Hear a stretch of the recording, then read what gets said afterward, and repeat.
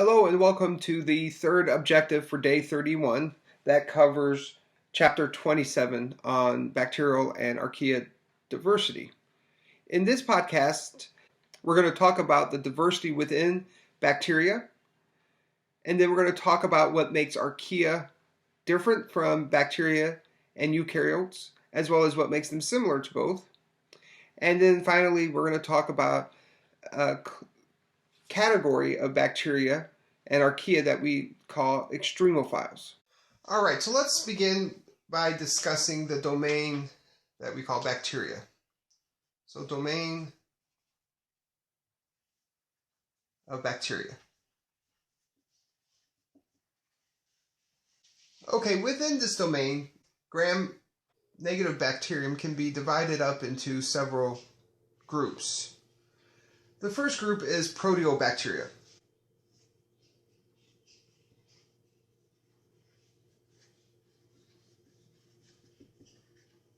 Proteobacteria are broken up into 5 subgroups, of which we don't need to know for this class. But you should know proteobacteria is a very large group of gram-negative bacteria. The next two are ones that are associated with disease. They are chlamydia,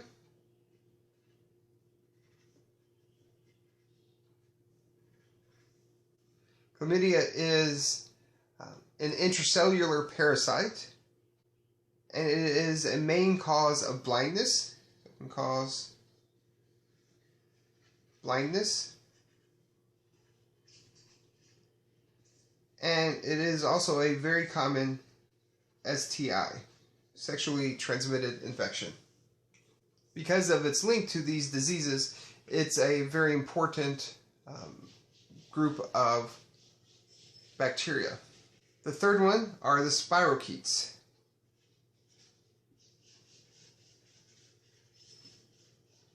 This is a free-living bacterium. It's associated with several diseases. These include Lyme disease,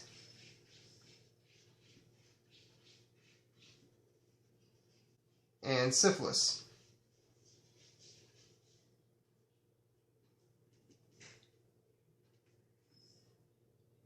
The next group are cyanobacteria.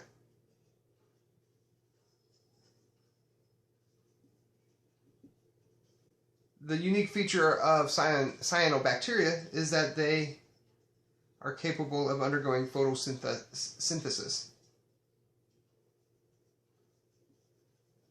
None of the other groups of bacteria can do this. The last major group here, we're just going to lump all together and call the gram-positive bacteria.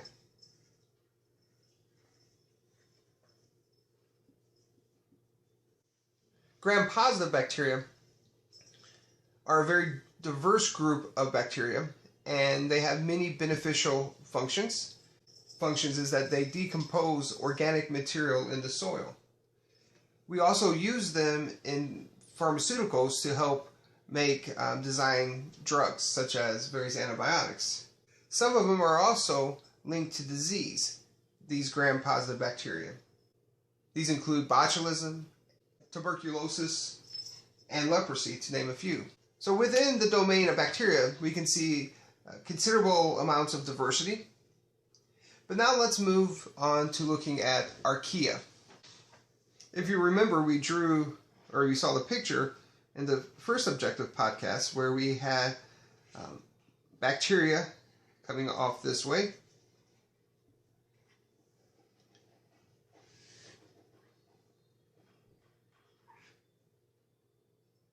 Archaea coming off here, and then eukarya here.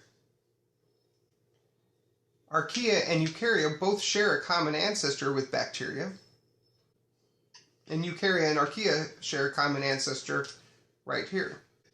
Because of its position along this phylogenetic tree, and because of its evolutionary relationship with bacteria and eukarya, it shares some features that we find in bacteria and some features we find in eukarya. And information on 27-.2. So table 27.2. So as we look at this table, we can see some nice features of characteristics of bacteria, archaea, and eukarya. And you can see that sometimes the features are shared by archaea and bacteria. For instance, neither of them have organelles, whereas eukarya do.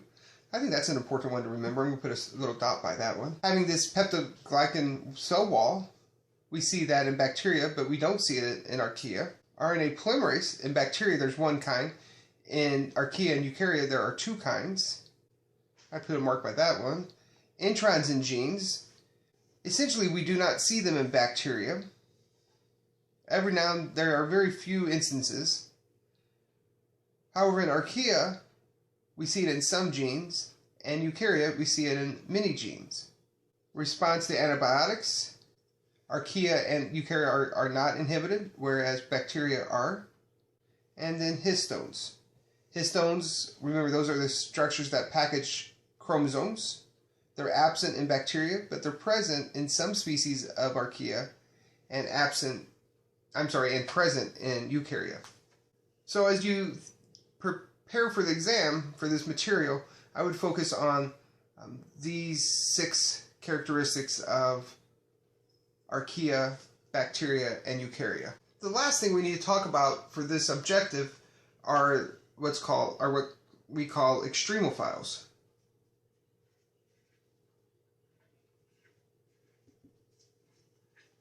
The word philes means like and extreme. Well, it means pretty much the same as we use in our common language. So these are organisms that like extreme conditions. So we can talk about, so in thinking about extremeophiles, we can think about 2 groups here. We can think about the halophiles,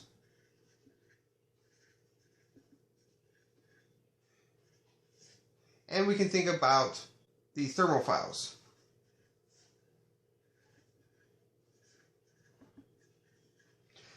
Halophiles live in extreme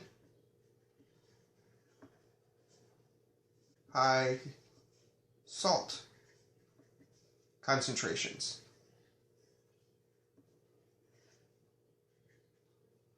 Whereas thermophiles, they live in extreme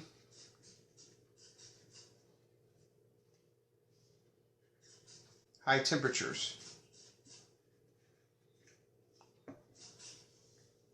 Extremeophiles tend to be archaea. Not all archaea are extremeophiles, but when we find an extremeophile, there's a good chance it's going to be archaea. We can think of halophiles, the ones that live in extreme salt concentrations. These might be bacteria that we find in oceans, or like the Great Salt Lake in Utah. Any place where there is extremely high salt concentrations. Thermophiles are organisms that we might find growing in deep sea vents that we find in the oceans. These archaea can typically live at temperatures as high as, say, 90 degrees to 121 degrees Celsius. Remember, at 100 degrees Celsius, water boils. So some of these archaea can live in conditions that we would boil water on our stove, yet their DNA and their membranes are not damaged. So clearly these archaea have adapted some very unique structures and features that have allowed them to live in these extreme environments. All right, well, that ends podcast number 3 for Objective 3. If you have any questions, please let me know. Thank you. Bye.